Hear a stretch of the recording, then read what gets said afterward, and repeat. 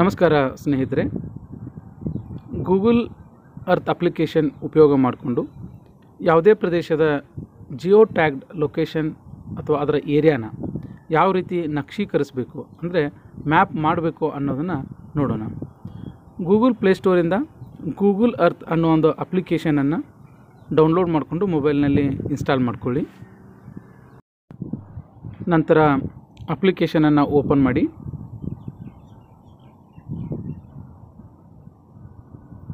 ಇದರಲ್ಲಿ ಮೊದಲಿಗೆ ಕೆಲವು ಸೆಟ್ಟಿಂಗ್ಗಳನ್ನು ಯೂನಿಟ್ ಸೆಟ್ಟಿಂಗ್ಗಳನ್ನು ಮಾಡೋಣ. ಟಾಪ್ ರೈಟ್ ಕಾರ್ನರಲ್ಲಿರ್ತಕ್ಕಂಥ ಫೋಟೋ ಬಟನ್ ಅಥವಾ ಅಕೌಂಟ್ ಬಟನನ್ನು ತಾವು ಕ್ಲಿಕ್ ಮಾಡಿದರೆ ಈ ರೀತಿ ಮೆನು ಓಪನ್ ಆಗುತ್ತೆ. ಇದನ್ನು ಸ್ಕ್ರೋಲ್ ಡೌನ್ ಮಾಡಿದರೆ ಇಲ್ಲಿ unit system formats and units ಅಂತ ಆಪ್ಷನ್ ಇದೆ. ಅದರಲ್ಲಿ ಯೂನಿಟ್ ಸಿಸ್ಟಮಲ್ಲಿ ಮೆಟ್ರಿಕ್ ಮತ್ತು ಇಂಪೀರಿಯಲ್ ಅಂತ ಇದೆ. ಅದರಲ್ಲಿ ಇಂಪೀರಿಯಲ್ ಫೀಟ್ ಆ್ಯಂಡ್ ಮೈಲ್ಸ್ ಅನ್ನೋದನ್ನು ಸೆಲೆಕ್ಟ್ ಮಾಡ್ಕೊಳ್ಳಿ. ಮೇನ್ ಪೇಜಲ್ಲಿ ನ್ಯೂ ಅನ್ನೋ ಒಂದು ಆಯ್ಕೆ ಮೇಲೆ ಕ್ಲಿಕ್ ಮಾಡಿದ ತಕ್ಷಣ ಈ ರೀತಿ ಓಪನ್ ಆಗುತ್ತೆ. ಅಲ್ಲಿ ನ್ಯೂ ಪ್ರಾಜೆಕ್ಟ್ ಮೇಲೆ ಕ್ಲಿಕ್ ಮಾಡಿ. ಅನ್ಟೈಟಲ್ಡ್ ಪ್ರಾಜೆಕ್ಟ್ ಅಂತ ಸಬ್ ವಿಂಡೋ ಪಾಪಪ್ ಆಗುತ್ತೆ. ಅಲ್ಲಿ ಎಡಿಟ್ ಪ್ರಾಜೆಕ್ಟ್ ಡೀಟೇಲ್ಸ್ ಅಲ್ಲಿ ಟೈಟಲನ್ನು ತಾವು ಹಾಕ್ಬೋದು. ಒಂದು ಯಾವುದೇ ಸಬ್ ಡಿವಿಷನ್ಗೆ ಸಂಬಂಧಪಟ್ಟಂಗಿದ್ರೆ ಅದು ಸಬ್ ಡಿವಿಷನ್ ಏರಿಯಾ ಇರ್ಬೋದು, ಅದರ ಹೆಸರು ಇರ್ಬೋದು, ಅದನ್ನು ಹಾಕ್ಬೋದು. ಅದೇ ರೀತಿ ಆ್ಯಡ್ ಡಿಸ್ಕ್ರಿಪ್ಷನ್ ಅನ್ನೋ ಒಂದು ಆಯ್ಕೆಯಲ್ಲಿ ಆ ಒಂದು ಸಬ್ ಡಿವಿಷನ್ ಆಗಿರ್ಬೋದು ಅಥವಾ ಕಾರ್ಯವ್ಯಾಪ್ತಿ ಆಗಿರ್ಬೋದು, ಯಾವ ಒಂದು ಡಿವಿಷನ್ ಅಂಡರ್ ಬರುತ್ತೆ ಅಥವಾ ಸರ್ಕಲ್ ಅಂಡರ್ ಬರುತ್ತೆ, ಝೋನ್ ಅಂಡರ್ ಅನ್ನೋದನ್ನು ಮೆನ್ಷನ್ ಮಾಡ್ಬೋದು. ಇದು ಮಾಡಿ ಸೇವ್ ಅನ್ನೋ ಒಂದು ಆಯ್ಕೆ ಮೇಲೆ ಕ್ಲಿಕ್ ಮಾಡಿ. ಅದು ಆಟೋಮೆಟಿಕ್ಕಾಗಿ ತಾನೇ ಗೂಗಲ್ ಡ್ರೈವ್ಗೆ ಸೇವ್ ಆಗುತ್ತೆ. ನಾವು ಕ್ರಿಯೇಟ್ ಮಾಡಿರುವಂತಹ ಪ್ರಾಜೆಕ್ಟ್ನ ಓಪನ್ ಮಾಡಿ. ಅದರಲ್ಲಿ ಆ್ಯಡ್ ಪ್ಲೇಸ್ ಮಾರ್ಕ್, ಮೇಜರ್ ಮತ್ತು ಮೋರ್ ಅಂತ ಆಯ್ಕೆಗಳಿವೆ. ನಾವು ಏರಿಯಾನ ಡಿಲಿನೇಟ್ ಮಾಡಬೇಕಾಗಿರೋದ್ರಿಂದ ಮೋರ್ ಅನ್ನೋದನ್ನು ಕ್ಲಿಕ್ ಮಾಡಿದರೆ ಅಲ್ಲಿ ಪಾತ್ ಆರ್ ಪಾಲಿಗಾನ್ ಅಂತ ಒಂದು ಆಯ್ಕೆ ಇದೆ. ಅದನ್ನು ಆಯ್ಕೆ ಮಾಡಿ.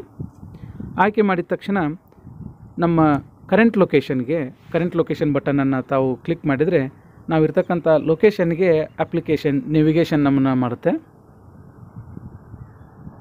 ನಾವಿಲ್ಲಿ ನೇವಿಗೇಟ್ ಆಗಿರ್ತಕ್ಕಂಥ ಲೊಕೇಶನ್ ಸರಿಯಾಗಿದೆಯಾ ಇಲ್ವಾ ಅಂತ ಝೂಮ್ ಇನ್ ಝೂಮ್ ಔಟ್ ಮಾಡಿಕೊಂಡು ಖಾತ್ರಿಪಡಿಸ್ಕೋಬಹುದು. ಈಗ ಏರಿಯಾ ಡಿಲಿನಿಯೇಟ್ ಮಾಡಲಿಕ್ಕೆ ಬೌಂಡ್ರಿಗಳನ್ನು ಮಾರ್ಕ್ ಮಾಡೋ ನಿಟ್ಟಿನಲ್ಲಿ ಸ್ಕ್ರೀನನ್ನು ತಾವು ಪ್ಯಾನ್ ಮೂಲಕ ಅದನ್ನು ಸರಿಸ್ಬೋದು. ನೇವಿಗೇಟ್ ಮಾಡಿ ಈ ಸೆಲೆಕ್ಟ್ ಸ್ಟಾರ್ಟಿಂಗ್ ಪಾಯಿಂಟ್ ಅಂತ ಆಯ್ಕೆ ಇದೆ. ಅಲ್ಲಿ ಯಾವ ಪಾಯಿಂಟ್ ಸ್ಟಾರ್ಟಿಂಗ್ ಬೇಕೋ ಅದನ್ನು ಅದರ ಮೇಲೆ ಕ್ಲಿಕ್ ಮಾಡಿಸಿ. ಕ್ಲಿಕ್ ಯಾವ ರೀತಿ ಮಾಡಬೇಕು ಅಂದರೆ ಆ್ಯಡ್ ಪಾಯಿಂಟ್ ಅಂತ ಒಂದು ಆಯ್ಕೆ ಇದೆ. ಆ್ಯಡ್ ಪಾಯಿಂಟನ್ನು ಕ್ಲಿಕ್ ಮಾಡಿದರೆ ಪಾಯಿಂಟ್ಗಳು ಆ್ಯಡ್ ಆಗ್ತಾ ಹೋಗುತ್ತೆ. ಇಲ್ಲಿ ನಾವು ಪಾಯಿಂಟನ್ನು ಸೆಲೆಕ್ಟ್ ಯಾವ ರೀತಿ ಮಾಡಬೇಕು ಅಂದರೆ ಸ್ಕ್ರೀನನ್ನು ನಾವು ಸ್ಲೈಡ್ ಮಾಡಬೇಕು. ಇಲ್ಲಿರ್ತಕ್ಕಂಥ ಪಾಯಿಂಟರ್ ಅದು ಕಾನ್ಸ್ಟೆಂಟ್ ಆಗಿರುತ್ತೆ. ಸ್ಕ್ರೀನನ್ನು ನಾವು ಸ್ಲೈಡ್ ಮಾಡ್ತಾ ಹೋದರೆ ಅಲ್ಲಿ ನಾವು ಆ್ಯಡ್ ಪಾಯಿಂಟ್ ಅನ್ನೋ ಆಯ್ಕೆ ಯಾವ ರೀತಿ ನಾವು ಕ್ಲಿಕ್ ಮಾಡ್ತಾ ಹೋಗ್ತೀವಿ ಪಾಯಿಂಟ್ಸ್ಗಳು ಆ್ಯಡ್ ಆಗ್ತಾ ಹೋಗುತ್ತೆ. ಅದೇ ರೀತಿ ನೆಟ್ವರ್ಕ್ ಡಿಲಿನೇಟ್ ಆಗ್ತಾ ಕಂಟಿನ್ಯೂಸ್ ಆಗಿ ನಮಗೆ ಸರ್ಕ್ಯೂಟ್ ಫಾರ್ಮ್ ಆಗುತ್ತೆ.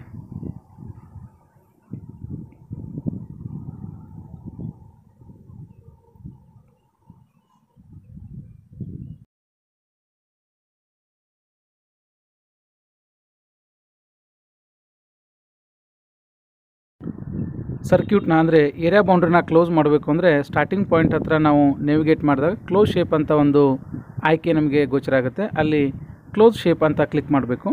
ಆಗ ಪಾಲಿಗಾನ್ ಕ್ರಿಯೇಟ್ ಆಗಿರುತ್ತೆ. ಜಿಯೋ ಟ್ಯಾಗ್ಡ್ ಪಾಲಿಗಾನ್ನ ತಾವು ನೋಡಬಹುದು.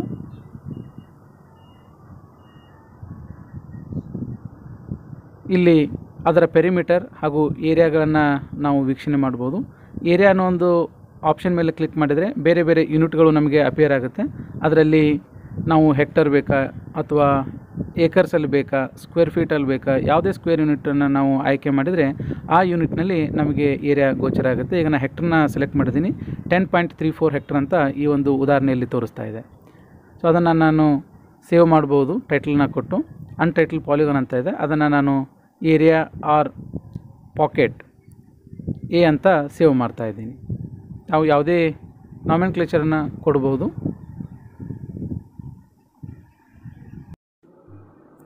ಈ ರೀತಿ ಡಿಲಿನೇಟ್ ಮಾಡಿದಂಥ ಏರಿಯಾದ ಅಂದರೆ ಪಾಲಿಗಾನ್ನ ಮಾಹಿತಿ ಏನಾದರೂ ಇದ್ದರೆ ಅದನ್ನು ಡಿಸ್ಕ್ರಿಪ್ಷನ್ ಡೈಲಾಗ್ ಬಾಕ್ಸಲ್ಲಿ ಟೈಪ್ ಮಾಡ್ಬೋದು. ನಾವು ಮಾಡೋ ಎಡಿಟ್ಗಳು ಆಟೋಮೆಟಿಕ್ಕಾಗಿ ಗೂಗಲ್ ಡ್ರೈವ್ಗೆ ಸೇವ್ ಆಗುತ್ತೆ.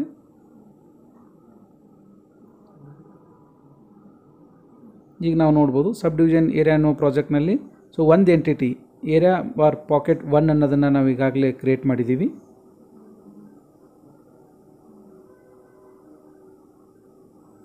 ಒಂದು ವೇಳೆ ಇನ್ನೊಂದು ಏರಿಯಾದ ಬೌಂಡ್ರಿನ ನಾವು ಡಿಲಿನೇಟ್ ಮಾಡಬೇಕು ಅಂತ ಅಂದರೆ ನಾವು ಫಿಸಿಕಲಿ ಆ ಒಂದು ಲೊಕೇಶನಲ್ಲಿ ಇರಲೇಬೇಕು ಅಂತ ಏನು ನಿಯಮ ಇಲ್ಲ. ನಮಗೆ ಆ ಏರಿಯಾದ ಬಗ್ಗೆ ಮಾಹಿತಿ ಇದ್ದರೆ, ಲೊಕೇಶನ್ ಎಲ್ಲಿದೆ ಅಂತ ಗೊತ್ತಿದ್ದರೆ, ಮತ್ತು ನಾವು ಹಿಂದೆ ಮಾಡಿದಂಥ ಪ್ರೊಸೀಜರ್ನ ಫಾಲೋ ಮಾಡಿ, ಅಂದರೆ ಮೋರ್ ಅಂತ ಆಪ್ಷನಲ್ಲಿ ಪಾತ್ ಆರ್ ಪಾಲಿಗಾನ್ ಅನ್ನೋ ಒಂದು ಆಯ್ಕೆಯನ್ನು ಸೆಲೆಕ್ಟ್ ಮಾಡಿಕೊಂಡು ಆ ಏರಿಯಾದ ಬೌಂಡ್ರಿಗಳನ್ನು ನಾವು ಈ ರೀತಿ ಮತ್ತೆ ಆ್ಯಡ್ ಪಾಯಿಂಟ್ ಅಂತ ಮಾಡ್ತಾ ಹೋದರೆ ಏರಿಯಾ ಬೌಂಡ್ರಿ ಡಿಲಿನೇಟ್ ಆಗ್ತಾ ನೆಟ್ವರ್ಕ್ ಕ್ರಿಯೇಟ್ ಆಗುತ್ತೆ.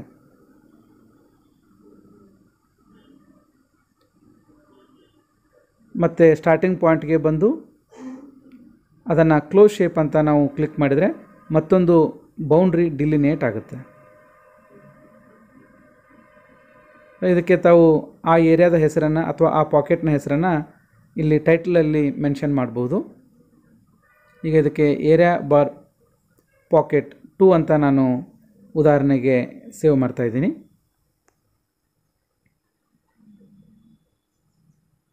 ಆಟೋಮೆಟಿಕ್ಕಾಗಿ ಗೂಗಲ್ ಡ್ರೈವ್ಗೆ ಸೇವ್ ಆಯಿತು. ಸಬ್ ಡಿವಿಷನ್ ಏರಿಯಾ ಅನ್ನತಕ್ಕಂಥ ಒಂದು ಪ್ರಾಜೆಕ್ಟಲ್ಲಿ ತಾವು ನೋಡ್ಬೋದು, ನಾವು ಕ್ರಿಯೇಟ್ ಮಾಡಿದಂಥ 2 ಎಂಟಿಟೀಸ್ ಸೇವ್ ಆಗಿದೆ. ನಾವು ಡಿಲಿನೇಟ್ ಮಾಡಿದಂಥ ಪ್ರಾಜೆಕ್ಟ್ನ ಯಾವ ರೀತಿ ಅದನ್ನು GIS ಅಪ್ಲಿಕೇಶನ್ ಅಲ್ಲಿ ಎಡಿಟ್ ಮಾಡ್ಬೋದು ಅಂತ ಫಾರ್ಮ್ಯಾಟ್ಗೆ ಎಕ್ಸ್ಪೋರ್ಟ್ ಮಾಡಬಹುದು ಅನ್ನೋದನ್ನು ನೋಡೋಣ. ಪ್ರಾಜೆಕ್ಟ್ನ ಟೈಟಲ್ ಪಕ್ಕದಲ್ಲಿರ್ತಕ್ಕಂಥ 3 ಡಾಟ್ಗಳ ಮೇಲೆ ಕ್ಲಿಕ್ ಮಾಡಿದರೆ ಈ ರೀತಿ ನಮಗೆ ಆಪ್ಷನ್ ಕಾಣಿಸುತ್ತೆ. ಅಲ್ಲಿ ಶೇರ್ ಅನ್ನೋದನ್ನು ಕ್ಲಿಕ್ ಮಾಡಿದರೆ share a project you own ಅಂತ ಇರುತ್ತೆ.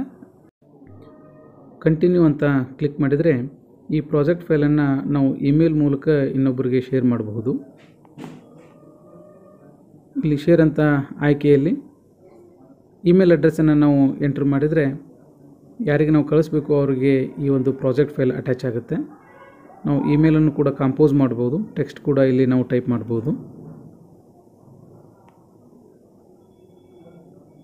ಟೈಪ್ ಆದಮೇಲೆ ನಾವು ಇದನ್ನು ನೇರವಾಗಿ ಸೆಂಡ್ ಕ್ಲಿಕ್ ಮಾಡಿದರೆ ಈ ಪ್ರಾಜೆಕ್ಟ್ ನಾವು ಯಾರಿಗೆ ಕಳಿಸ್ಬೇಕಂತಿದ್ದೀವಿ ಅವರಿಗೆ ಮೇಲ್ ಥ್ರೂ ಶೇರ್ ಆಗುತ್ತೆ. ಫೈಲನ್ನು ನಾವು KML ಫಾರ್ಮ್ಯಾಟಲ್ಲೂ ಕೂಡ ಎಕ್ಸ್ಪೋರ್ಟ್ ಮಾಡ್ಬೋದು.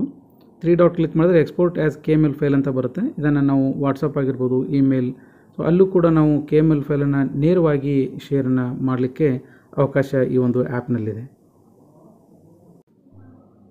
ಧನ್ಯವಾದಗಳು.